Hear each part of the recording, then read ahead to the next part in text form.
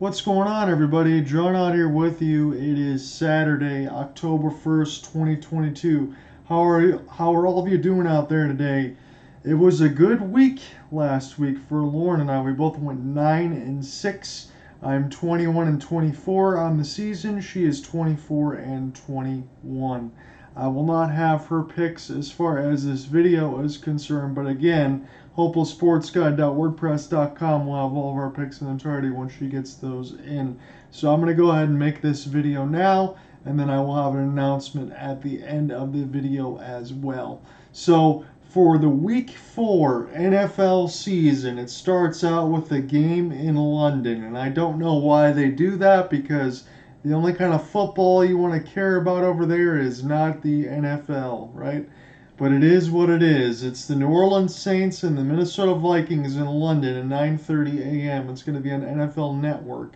So that's one of those games you can actually catch early if you want to get up and watch this one. Now, the initial Monday lines, just as always, as it has, it's New Orleans getting 2.5. Minnesota, relatively healthy right now.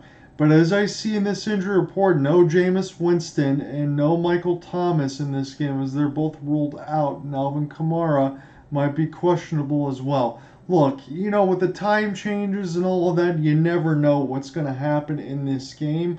But considering you're going to the backup quarterback, could be Taysom Hill, no Jameis, no Thomas, and maybe no Kamara. Give me the Vikings. I hope that they can win by a field goal. Now, for the Cleveland Browns and the Atlanta Falcons, Cleveland travels to Atlanta. All they have to do is cover 1.5. Atlanta has been good to me all year. I've been 3-0 since taking Atlanta.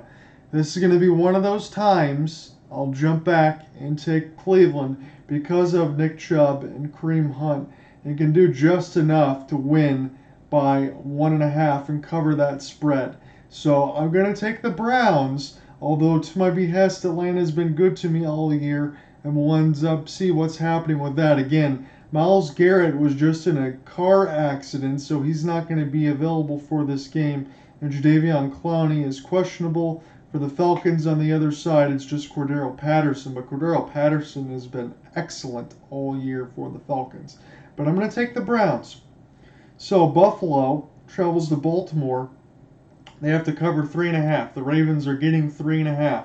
Now, this seems like something that I would do after Buffalo had lost last week to the Dolphins, even though they really outplayed them in a lot of categories, with the exception to the final score. Now, of note, when Miami and Buffalo played last week, there was an injury to Tua, and then there was an injury again on the Thursday contest between Cleveland and them. So it's going to be interesting how that one goes between Cincinnati and them, I should say. That the doctor that cleared Tua Tagovailoa has since been fired today. Just pretty much breaking. So Buffalo, with all the injuries, they lost the game to Miami. Will they come back and bounce back against Baltimore and Lamar Jackson, who's playing like an MVP? Well, Lamar, it's pretty much the Lamar show. Buffalo, I'm going to take them to cover the 3.5 on the road, and we'll see what happens. Now, Dallas and the Washington Commanders. Dallas, it's going to be at Jerry Jones's Palace, only having to cover 3.5. Now, Cooper Rush has been really good. The Dallas defense has been really good. Dallas looks not so much banged up as what they could be, and the Commanders really aren't either, but do I trust Carson Wentz against that defense? Cooper Rush has played pretty well. Give me the boys. I'm going to take them to cover 3.5.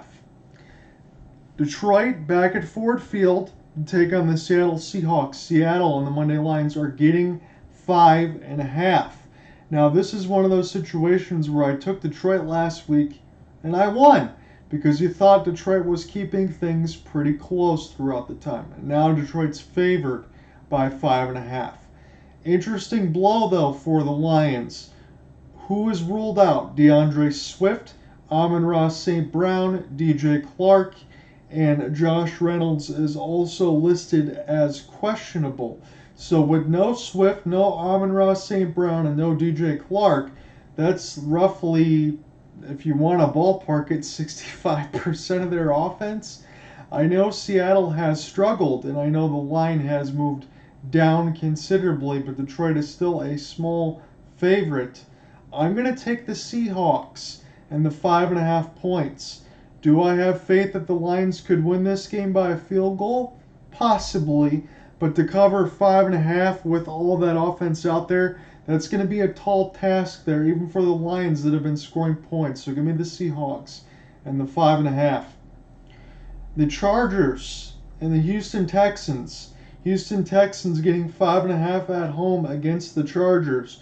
Now, Houston has been good to me all year, just like Atlanta. I'm 3-0 since taking the Houston Texans. And it's one of those situations. Keenan Allen's out for the Chargers. Justin Herbert's still banged up a little bit. Bosa and all of them are going to be out as well. Missing some time with key pieces on the defense. What the hell? Give me the Texans. I'm going to ride it. I'm going to be throwing sevens at the craps table until I crap out, literally and figuratively there. Give me the Texans and the 5.5. The Colts welcome the Tennessee Titans to Lucas Oil Stadium. Now, Tennessee, they were able to get a win last week. I haven't been on the bandwagon there for the Titans. I always think they're a pretty good team, but they're sitting at 1-2. The Colts are 1-1 after 3 games played.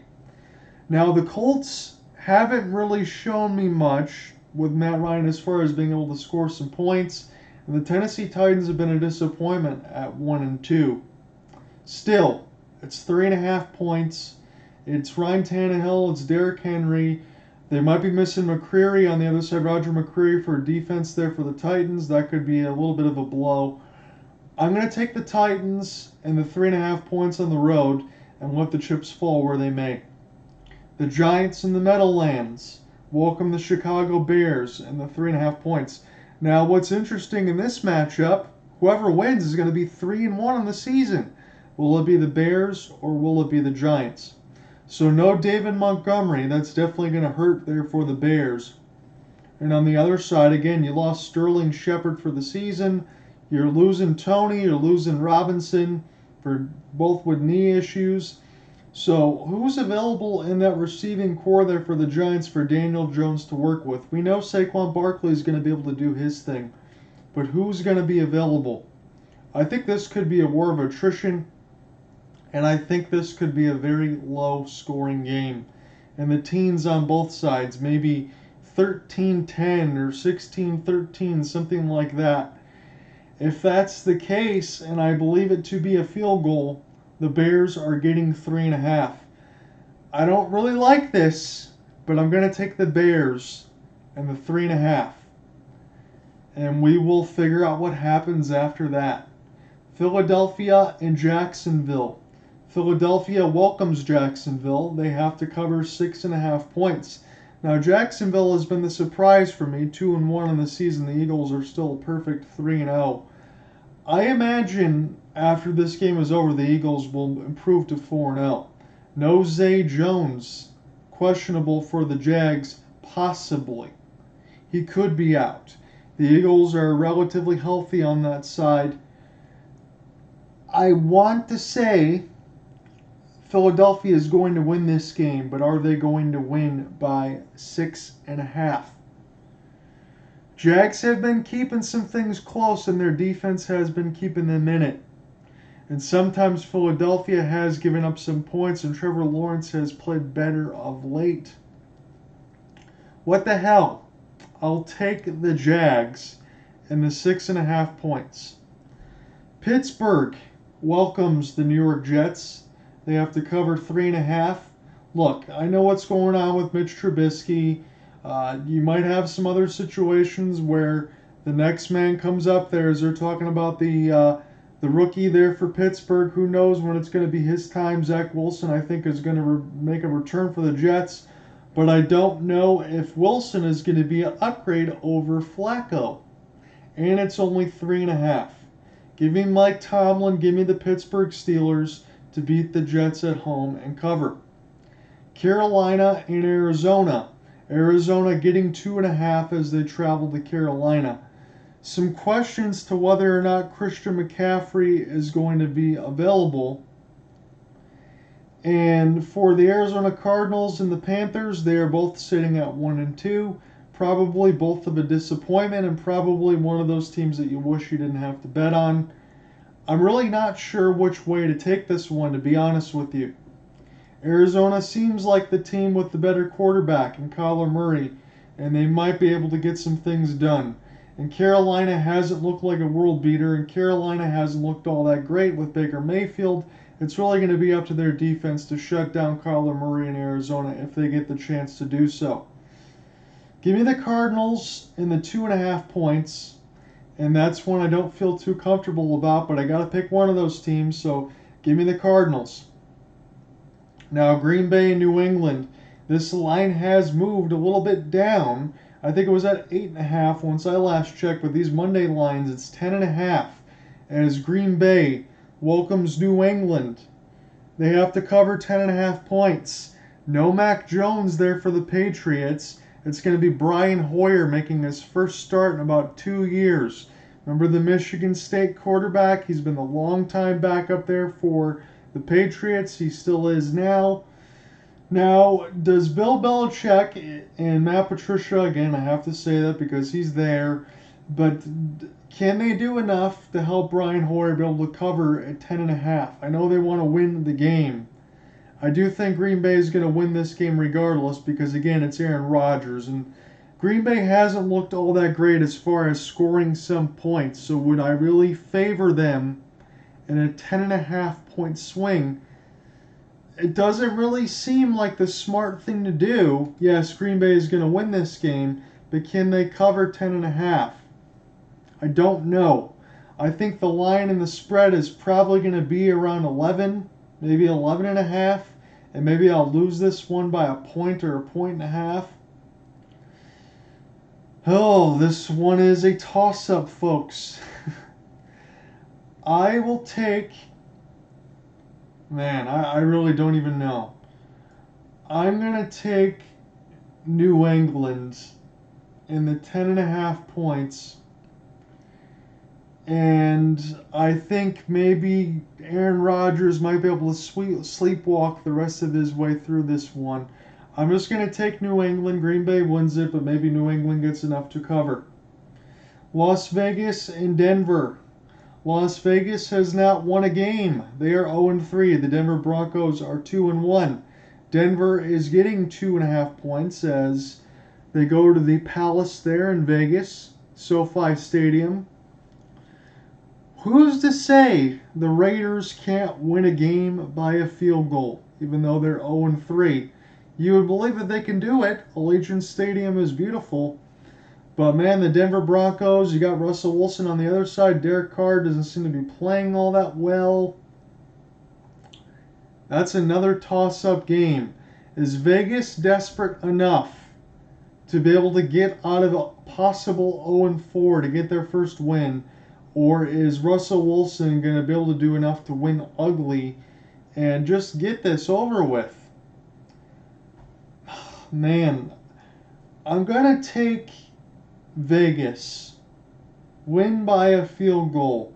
They've got to win this game. If they don't win this game, then it's really going to be hard for me to pick them at any point all year. So give me the Raiders at home. So because of Hurricane Ian, we didn't know whether or not Tampa Bay was going to play the game at home against the Kansas City Chiefs. It's a primetime game on Sunday. It has been known now that it's going to still be played at the same spot. So it's going to be Tampa Bay welcoming the Kansas City Chiefs, getting 2.5 points. Now, Tom Brady hasn't had a lot to work with as far as his receivers and some of these suspensions and things like that. And the Chiefs just played an abysmal game against the Colts. Is this a get-right game for the Chiefs, or will Tampa Bay be able to rebound there after a tough loss, after a missed 2-point conversion that could have sent the game into overtime against the Packers? Will Tampa Bay rebound and get the win? Will Kansas City rebound and get the win? Tampa Bay's defense has been playing really good. Kansas City hasn't shown me much as far as last week, if you want to take that all in 1 week, you wouldn't be too high on Kansas City because of the receiver situation still there for the Buccaneers, and for the Buccaneers still trying to find their footing. Give me the Chiefs. I think that they can win this one on the road and cover the 2.5. And this leaves you to the Monday night game. And this was one of initially for me with some intrigue, as San Francisco will welcome the Rams. San Francisco has absolutely beat the crap out of the Rams over the years every time in this matchup. But San Francisco doesn't look right now. And this could be one of those situations. At 1-2, maybe they get the win that they desperately need, and the Rams and the 49ers go to 2-2 if the 49ers win. But the Rams are getting 2.5 points. It's still Matthew Stafford and Cooper Kupp. There's some big-time injuries on the 49ers defense, which should allow Aaron Donald to run wild. I think the Rams can win this game outright, and they're also getting 2.5 points. So give me the Rams and the points on the Monday contest. So let's do a quick recap. It is Minnesota in the London game over New Orleans. They have to cover 2.5. I'm going to take Cleveland on the road, 1.5 against Atlanta. Give me Buffalo on the road against Baltimore. 3.5 points they need to cover. Dallas at home, as they are favored by 3.5. Give me the boys to cover the 3.5. Detroit is at home against Seattle. With all of the offensive injuries that Detroit has, give me Seattle and the 5.5 points. Houston is at home, taking on the Chargers, getting 5.5. Give me the Texans and the points. Indianapolis at Lucas Oil against Tennessee. Tennessee is getting 3.5. Give me the Titans and the points. The Giants and the Bears. The Bears are on the road against the Giants, getting 3.5. I don't know who's going to be available for Daniel Jones to throw to. This could be ugly. Give me Chicago and the 3.5 points. Philadelphia and Jacksonville. Philadelphia at home. Jacksonville on the road, getting 6.5. I do think Jacksonville is able to keep this one close. Their defense has been good all year, and Trevor Lawrence playing better of late. Give me the Jags and the 6.5 points. I have Pittsburgh at home against the Jets, covering 3.5. I have Arizona on the road against Carolina, getting 2.5 points. Begrudgingly, I took the New England Patriots and the 10.5 points against Green Bay. We'll see how that one works. I have Vegas, a desperate Vegas team not wanting to go 0-4, beating Denver and covering the 2.5 points. Give me the Chiefs against Tampa Bay with the 2.5 points that they have to cover on the road. Even though Hurricane Ian is there, it's going to be played in Tampa. And on the Monday game between San Francisco and the Rams, give me the Rams and the 2.5 points on the road. So those are my picks. I think the tiebreaker for Detroit and Seattle, I think this could be a relatively low-scoring game. Let me put the total at like 38, and we'll call it a day. So as far as my announcement, I will make another video tomorrow. The announcement is going to entail what is going to be upcoming on the channel and the coverage throughout the season. So I will have that one tomorrow for you, as these NFL recaps for Week 4 are getting written down and slated on the website. Have a good one, folks. We will talk to you soon. Peace out, everybody.